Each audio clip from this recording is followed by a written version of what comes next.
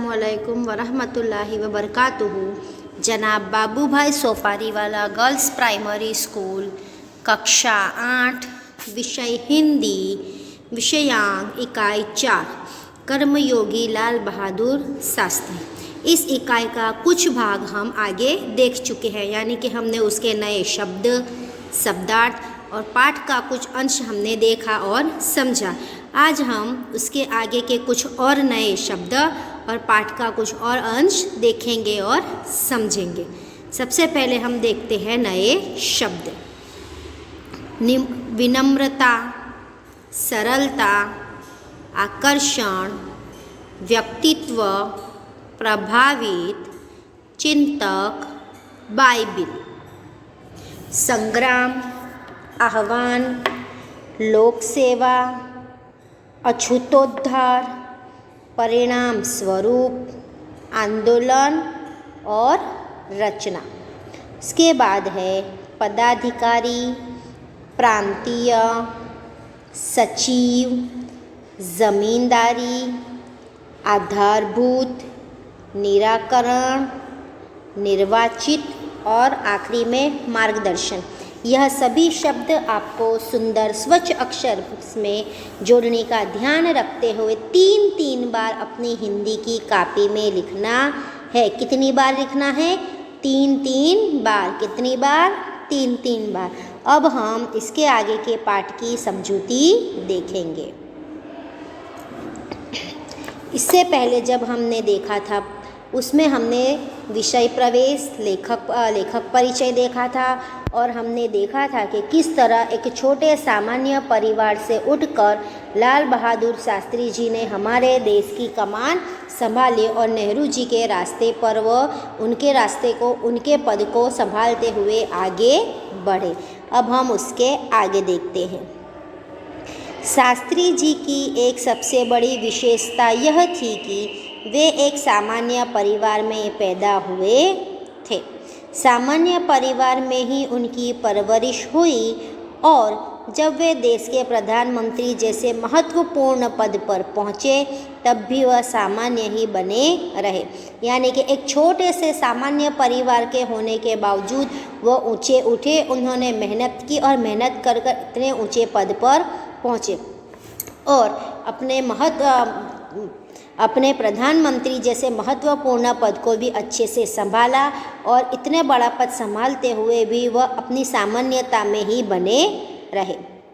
विनम्रता, सादगी और सरलता उनके व्यक्तित्व में एक विशिष्ट प्रकार का आकर्षण पैदा करते थे। यानी कि उनकी सादगी, विनम्रता और सरलता उनके व्यक्तित्व को बहुत ही आकर्षक बना देता था। इस दृष्टि से शास्त्री जी का व्यक्तित्व बापू के अधिक करीब था।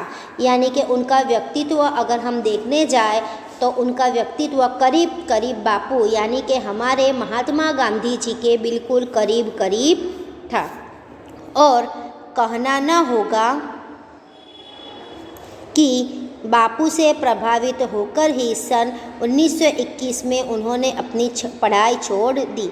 यानी कि महात्मा गांधी जी हमारे बापू को देखकर, उनके कामों को देखकर, उनसे प्रभावित होकर 1921 में लाल बहादुर शास्त्री जी ने अपनी पढ़ाई छोड़ दी। शास्त्री जी पर भारतीय चिंतकों डॉक्टर भगवान दास तथा बापू का कुछ ऐसा प्रभाव रहा कि वह जीवन भर उन्हीं आदर्शों पर चलते रहे और औरों को उसके लिए प्रेरित करते रहे। यानी कि उन्होंने बापू को देखकर, उनसे प्रभावित होकर पढ़ाई तो छोड़ दी, लेकिन डॉक्टर भगवान दास तथा बापू का उन पर एक ऐसा प्रभाव पड़ा, वह उनके कार्यों से इतने प्रसन्न हुए कि उन्हीं के आदर्शों पर चलते रहे और लोगों को भी उस प्रकार प्रेरणा देते रहे। शास्त्री जी के संबंध में मुझे बाइबिल की यह उक्ति बिल्कुल सही जान पड़ती है कि विनम्रता ही पृथ्वी के वारिस होंगे। यानी कि शास्त्री जी के जीवन को देखकर बाइबिल में दी गई एक उक्ति मुझे याद आती है और जान पड़ती है कि वह शास्त्री जी पर बिल्कुल सही बैठती है और वो है विनम्र ही पृथ्वी के वारिस होंगे। शास्त्री जी ने हमारे देश के स्वतंत्रता संग्राम में तब प्रवेश किया था जब वे एक स्कूल में विद्यार्थी थे। यानी कि जब शास्त्री जी पढ़ाई कर रहे थे और वह एक विद्यार्थी थे, तब उन्होंने स्वतंत्रता संग्राम में प्रवेश किया था और उस समय उनकी उम्र 17 वर्ष की थी। यानी कि जब शास्त्री जी 17 वर्ष के थे, तभी से वह देश के लिए कार्य करने लगे थे। गांधी जी के आह्वान पर वे स्कूल छोड़कर बाहर आ गए। यानी कि गांधी बापू को देखकर आह्वान पर उन्होंने स्कूल छोड़ दिया। इसके बाद काशी विद्यापीठ में उन्होंने अपनी शिक्षा पूरी की। स्कूल छोड़े बाद उन्होंने काशी के विद्यापीठ से, कहाँ से, काशी के विद्यापीठ से अपनी अधूरी पढ़ाई पूर्ण की। उनका मन हमेशा देश की आज़ादी और सामाजिक कार्यों की ओर लगा रहा। भले ही उन्होंने पढ़ाई छोड़ दी थी, उसके बाद उन्होंने काशी विद्यापीठ से अपनी शिक्षा पूरी की, लेकिन उनका मन सामाजिक कार्यों और देश की आज़ादी की तरफ ज़्यादा था। परिणाम यह हुआ कि सन 1926 में वे लोक सेवा मंडल में शामिल हो गए। परिणाम उसका यह आया कि आखिर में 1926 में वह लोक सेवा मंडल में शामिल हो गए, लोक सेवा मंडल से जुड़ गए, जिससे वे जीवन भर सदस्य रहे। जिसके वे यानी कि जीवन भर वह इस लोक सेवा मंडल के सदस्य रहे। उसमें शामिल होने के बाद से शास्त्री जी ने गांधी जी के विचारों के अनुरूप अछूतोद्धार के काम में अपने आप को लगाया। इस सेवा मंडल में जुड़ने के बाद गांधी जी के विचारों के अनुसार जो अछूतोद्धार था, अछूतोद्धार के लोगों के लिए वह काम करने लगे। यहाँ से शास्त्री जी के जीवन का एक नया अध्याय शुरू हुआ। यानी कि उनके काम का, जीवन का नया अध्याय यानी नया समय शुरू हुआ। सन 1930 में जब नमक कानून तोड़ो आंदोलन शुरू हुआ तो शास्त्री जी ने उसमें भाग लिया। यानी कि नमक कानून तोड़ो आंदोलन में भी शास्त्री जी ने भाग लिया था, जिसके परिणाम स्वरूप उन्हें जेल जाना पड़ा, जिसकी वजह से उन्हें जेल भी जाना पड़ गया। यहाँ से शास्त्री जी की जेल यात्रा की जो शुरुआत हुई तो वह सन 1942 के भारत छोड़ो आंदोलन तक निरंतर चलती रही। यानी कि जब 1930 में वह जेल गए, तब से लेकर 1942 तक जब भारत छोड़ो आंदोलन शुरू हुआ, वहाँ तक उनकी जेल यात्रा चालू ही रही। इन 12 वर्षों के दौरान वे 7 बार जेल गए। इन 12 वर्ष यानी 1930 से 1942 के 12 वर्ष के दरमियान वो कितनी बार जेल गए? 7 बार। कितनी बार? 7 बार। इसी से यह अंदाज़ा लगाया जा सकता है कि उनके अंदर देश की आज़ादी के लिए कितनी बड़ी ललक थी। यानी इससे हमें पता चलता है कि वह हमारे देश की आज़ादी के लिए कितने चिंतित है। दूसरी जेल यात्रा उन्होंने सन 1932 में किसान आंदोलन में भाग लेने के लिए करनी पड़ी। यानी सबसे पहली उन्होंने जेल यात्रा कब की थी? नमक कानून तोड़ो आंदोलन के वक्त, और दूसरी किसान आंदोलन के में भाग लेने के लिए। सन 1942 की उनकी जेल यात्रा 3 वर्ष की थी। वह सबसे लंबी जेल यात्रा थी। यानी कि आखिरी में 1942 में जब उनकी जेल यात्रा हुई थी, जब वह जेल गए थे, तब वह पूरे 3 साल के लिए जेल में रहे थे, जो इनका जेल यात्रा का सबसे लंबा समय था। इस दौरान शास्त्री जी जहां एक और गांधी जी द्वारा बताए गए रचनात्मक कार्यों में लगे हुए थे, वहीं दूसरी ओर पदाधिकारी के रूप में जनसेवा के कार्य में भी लगे रहे।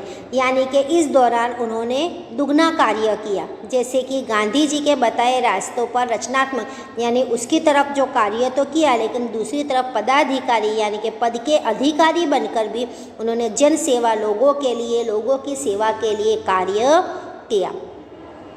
सन 1935 में वे संयुक्त प्रांतीय कांग्रेस कमेटी के सचिव बनाए गए। यानी 1942 के बाद 1935 में उन्हें संयुक्त प्रांतीय कांग्रेस कमेटी के सचिव बनाए गए। इस पद पर वे 1938 तक रहे, यानी 35 से लेकर 38 तक वो संयुक्त प्रांतीय कांग्रेस कमेटी के सचिव बने रहे।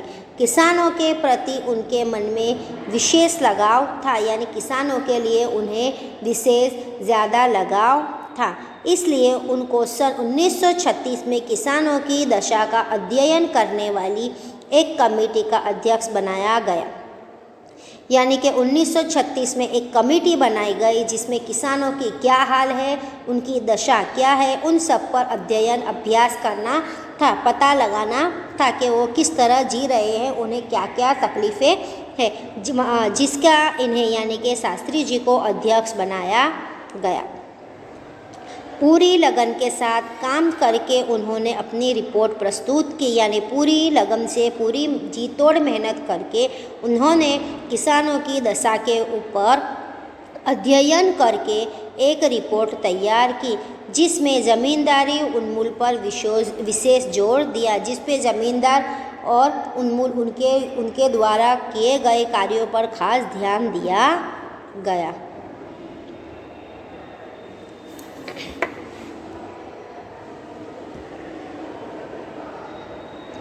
इसके बाद के 6 वर्षों तक वे इलाहाबाद की नगर पालिका में किसी न किसी रूप से जुड़े रहे। मैं समझता हूँ कि इस अनुभव में भी शास्त्री जी के व्यक्तित्व और चिंतन को नागरिकों की समस्याओं के निकट से परिचित कराया।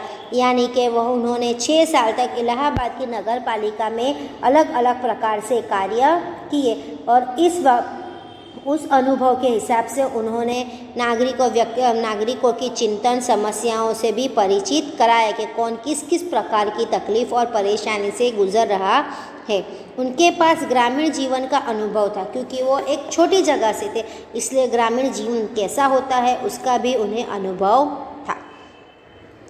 जब इसके साथ ही इलाहाबाद नगर पालिका ने जनसेवक की अनुभव जोड़ दिया था, लोकतंत्र की इस आधारभूत इकाई में कार्य करने के कारण वे देश की छोटी छोटी समस्याओं और उनके निराकरण की व्यवहारिक प्रक्रिया से अच्छी तरह परिचित हो गए।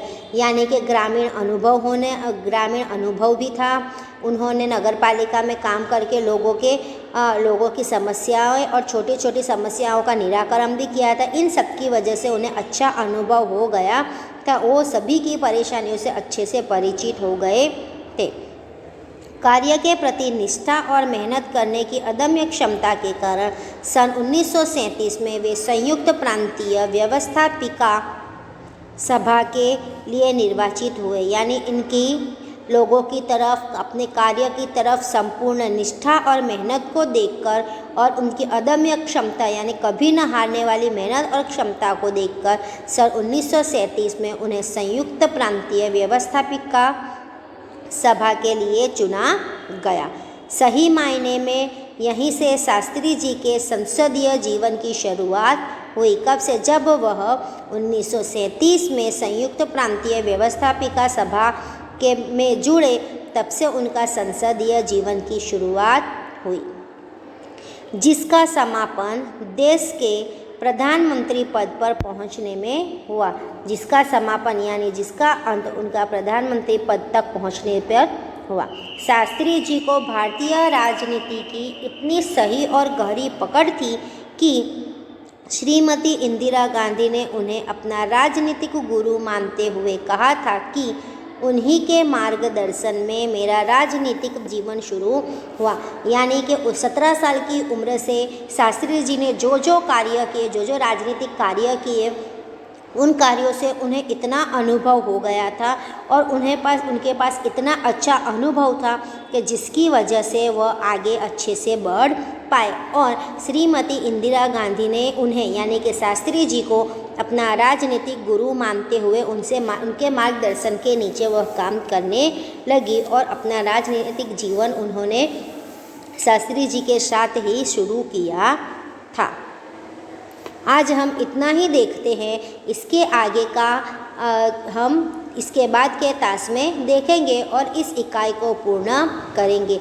आशा करती हूँ कि आपको अच्छे से सब कुछ समझ में आया होगा। हमने इस वीडियो में आगे शुरुआत में जो भी नए शब्द देखे वो आपको सुंदर स्वच्छ अक्षर में जोड़ने का ध्यान रखते हुए अपनी हिंदी की कॉपी में 3-3 बार लिखना है। कितनी बार लिखना है?